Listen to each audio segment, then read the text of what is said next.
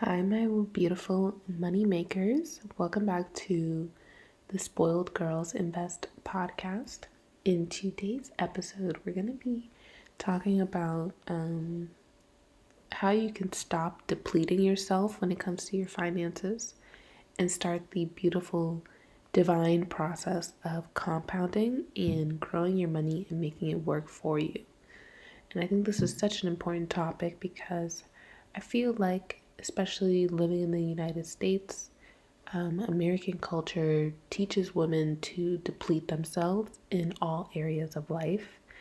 This is true whether it comes in the education system, with the pressures that women put on themselves to excel and get multiple degrees and rack up a ton of student loan debt, even for careers or areas that won't actually be that profitable in the long run,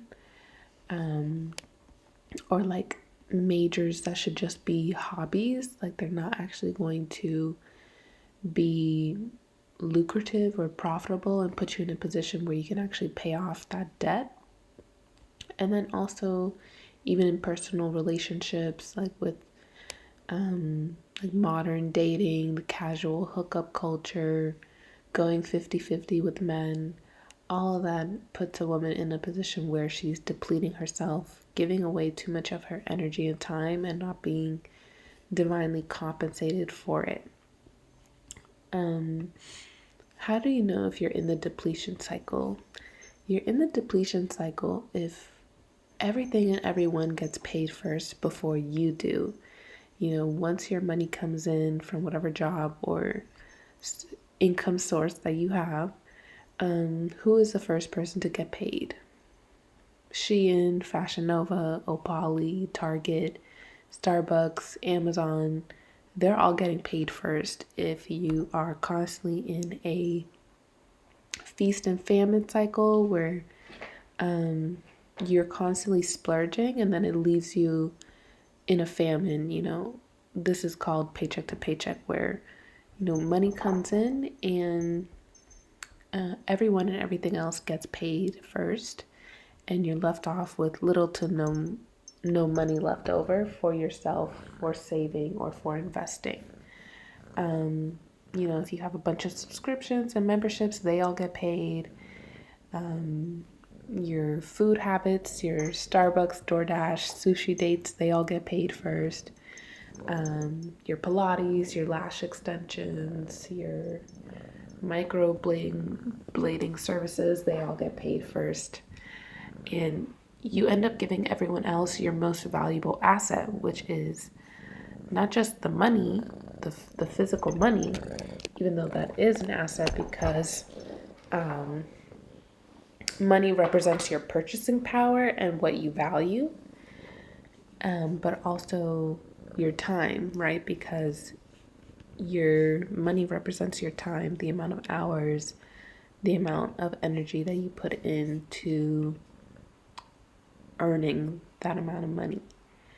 That's time that you could have spent resting, rejuvenating, doing something that would improve your health, or creating and pouring it into a new business, a new project that would end up creating more wealth for you in the future. When you give to everyone else and you leave barely anything for yourself, again, this is known as paycheck to paycheck, where you don't prioritize your own financial well-being enough to the point where you have established boundaries and discipline with your money. So how can you leave this depleted stage? You need to change your mindset around money. And instead of mindlessly spending and giving to others, you need to become more intentional. You need to start adding phrases into your daily exchange with others of how much value will this bring me?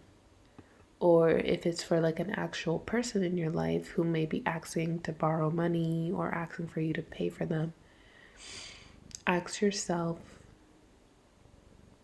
if this person were to never pay me back, would I have any resentment inside of me, in my heart, or feel any type of anger towards them, right? Because if you're going to give to someone, you need to give with the expectation that they may never pay you back, because you don't want to be in a situation where you give to others and think that they're going to pay you back, and then you end up being resentful and regretful when you shouldn't have put yourself in that position in the first place. You know, you shouldn't give to others if you don't actually have it to give. You know, a gift is a gift. And even if someone says they're going to pay you back, you shouldn't count on it, because it's not actually something that you can like take them to court and fight over. A gift is a gift. And, you know, just know, if you're going to give freely, and give with the expectation that they won't pay you back. But if they do, just take it as a wonderful surprise and a blessing. But expect that people won't pay you back, and that'll help you make your decisions in the future. Okay, 99% chance they won't pay me back. Will I still be okay with that? Or will it leave me in a position where I'm struggling to pay rent, or struggling to save money, or I can't go on that nice trip that I wanted to go on? I can't go to Bali or the Maldives or the Caribbean because I've always just been giving money to these other people. And it could be good people, you know, your relatives, friends, or things like that. But just know it all comes at a sacrifice to you. So make sure the sacrifice is at least something that you're authentically choosing, and that you've put in the time to recognize, reflect, and ponder on whether or not it's truly serving you, and whether or not you're truly doing it from an empowered stage and a conscious stage.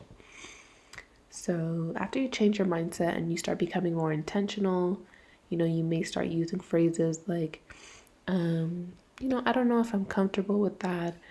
Could you give me some time? Give me like a few days to just think about that before I say yes, you know, or I would love to help you, but I'm in a position right now where I can't freely just give money, and I need to start prioritizing my own financial goals. Things like that, phrases like that, are just things that you should feel empowered to say, and start putting up boundaries around your finances. And, you know, don't worry about the negative reactions people may have to that. That just shows you that those people are users, and they look forward to trying to take from you instead of, you know, fixing their own situation. And that just shows you who you should stop hanging out with. Another thing you should start doing is putting a pause in between you and your spending, and adding more barriers. So, for example, if you always purchase stuff online and you have all of your cards, like the card information, on autosave or autofill through like your Google or Safari, you know, on your phone, remove that saved information and make yourself manually type in the numbers for each transaction you do. This is one way to add a barrier and make it so it's less easy for you to just spend whenever and whenever. Another way you could do this is, you know, if you're in a really bad habit of just mindlessly spending, you could freeze your cards, your debit and credit cards. You could put them in a Ziploc bag and freeze them, and then, you know, next time you need to use them, you would need to let it de-thaw overnight, or however long it takes for it to unfreeze. And this is just another way where you can make it less convenient for yourself to spend money that you don't need to spend. If you have a bunch of services, memberships, subscriptions that you don't even remember anymore and you barely use them, or it wouldn't make a big difference in your life to cancel them, then you should definitely make it a plan. Like, okay, I'm going to spend an hour on this Sunday afternoon just to call up these places, cancel them, or look through my emails, see the receipts and the transactions, and then log into that website, cancel the subscriptions. If you didn't even use it for that month, maybe you could call customer service and tell them, I haven't used this membership, I haven't used these services. Could I potentially get a refund for this month or the previous billing period? And they may actually give you a refund. So that's another way that you could save money and get money back for things that you're no longer using. And then another one is food splurging. I feel like so many people struggle with this because it's so convenient to just order food now through all these different meal platforms, Uber Eats, DoorDash, Grubhub. Look into meal prepping. If you spend the money first on groceries, Tupperware, and then you spend like 3 or 4 hours meal prepping, you make 10 or 20 meals in advance, and you start making it a habit to carry your Tupperware with you wherever you go. You could also invest in a big gallon jug of water. You can get one on Amazon. I like using the ones that have like the hours stamped on the jug. So I like using that because it tells me, okay, by 1 p.m. I should have drank this amount of water. And, I like using that. It keeps me accountable throughout the day to drink water. And also because I'm carrying that big gallon jug of water everywhere, I never run out of water to drink. So I always have water to drink. And, it doesn't make sense for me to go buy a beverage, even if it's like juice or coffee or tea. It doesn't make sense for me to go out and buy another beverage when I have all this water to drink. So that's another way to save money. And you'll look better because you're not going to be drinking stuff filled with a bunch of dairy or processed chemicals or sugars that'll end up making you feel worse, look worse, make your skin look worse. You'll have breakouts and you'll look bloated, and those extra calories might be why you're putting on more weight. So it's always good to meal prep and have a big jug of water with you to carry around throughout the day. Now, now that we've gone through how you can leave the depleted stage, how can you enter the compound stage? So how to start compounding? You want to, it can be very simple. Go to whatever brokerage platform or institution that you like. You can spend some time, there's a bunch of articles online comparing all the different financial institutions. Some of the most popular are like Fidelity, Vanguard, Merrill Lynch, TD Ameritrade, Wedbush, Ellevest, Wealthfront. There's a bunch of them, and they all offer different services. So it's really good to just see what you need and what you like. Some of them have minimum amounts that you need to be able to start investing, and some have no minimum amounts. So that's really good. However much money you have to start with, choose an account that will benefit you and that will allow you to start with that minimum amount. And then once you open an account and you put that minimum amount, you want to choose funds such as index funds. So like if you're doing Vanguard, you can do VTI, which is the total stock market index fund that Vanguard provides, where you're basically investing in every single stock in the entire stock market.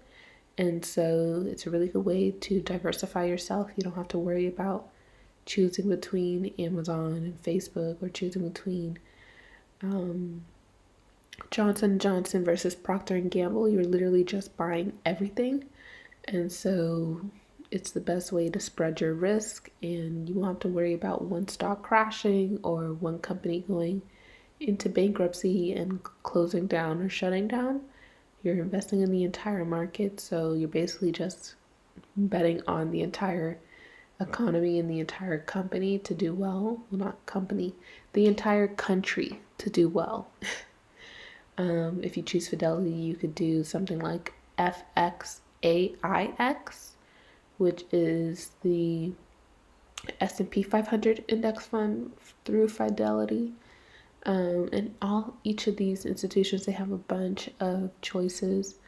Me personally, I would just recommend something like an index fund, either VTI with Vanguard or FXAIX with Fidelity, depending on which brokerage you choose. And just an index fund because it has a lower expense ratio. So that means that they're charging you less fees for you to buy it. So that's something that's good and something that I like to be mindful of, because the fees can really rob you of a lot of compound interest in the future. So it's good to choose index funds because they're very inexpensive and you're not having to foot the bill for another person or another, company. But yeah, that's what I wanted to share about today. I think that it's really sad how Western culture teaches us to deplete ourselves. This is seen even just in the work culture, right? Like, we feel shamed just taking a day off to rest. We feel shamed taking off work for our own vacation, like the legal benefits that we have and that we're entitled to, a paid time off, PTO. We live in a culture where we feel ashamed to take time off, where we feel ashamed to not be working. We feel like we're being a disservice to others and to our managers and to our supervisors. And, we always have to be busy. We always have to find something to do with our time. We always have to be productive.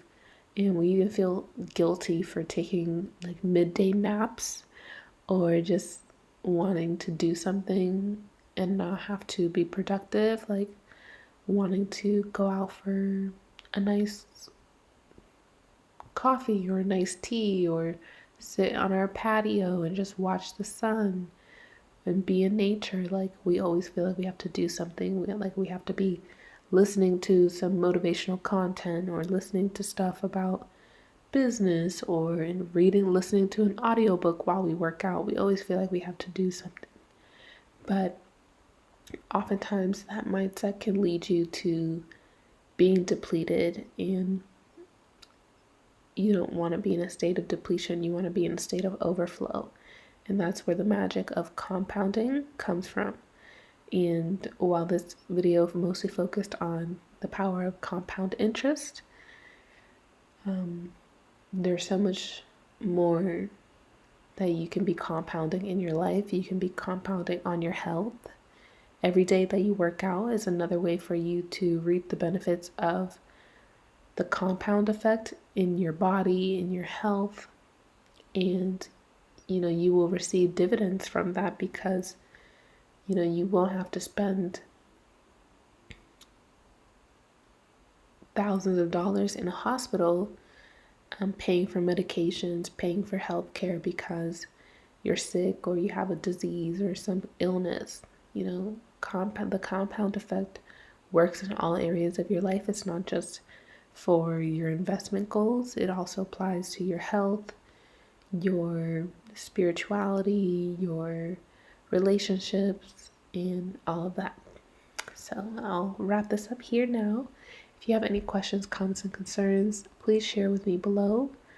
And if you're interested in working with me one-on-one, check out my description box and fill out the Google survey there, and I'll be in touch with you shortly. All right, money makers, have a good one. Bye.